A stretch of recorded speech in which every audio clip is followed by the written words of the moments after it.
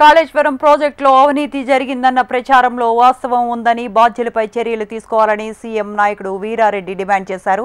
కాళేశ్వరంలో అవినీతి జరిగిందంటూ కాంగ్రెస్ ప్రభుత్వం నియమించిన కమిషన్ విచారణ పేరుతో కాలయాపన చేయకుండా వేగవంతం చేయాలన్నారు.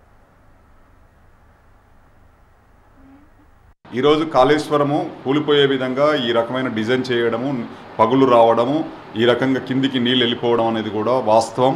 దీని మీద పూర్తి స్థాయిలో ఏదైతే విచారణ జరుగుతుందో ఈ విచారణను త్వరగతిన తేల్చి ఇప్పుడున్న రైతులకు ఏవైతే కుంగిపోయిన పిల్లర్స్ను మళ్ళీ రిపేర్ చేసి మళ్ళీ ఇక్కడ రైతాంగానికి సామాన్య ప్రజలకు నీళ్ళు అందించే విధంగా ఈ ప్రభుత్వం చర్యలు తీసుకోవాలి. ఇప్పటికీ 18 నెలలు అవుతుంది విచారణ కమిటీ, ఇంకా ఎన్ని రోజులు?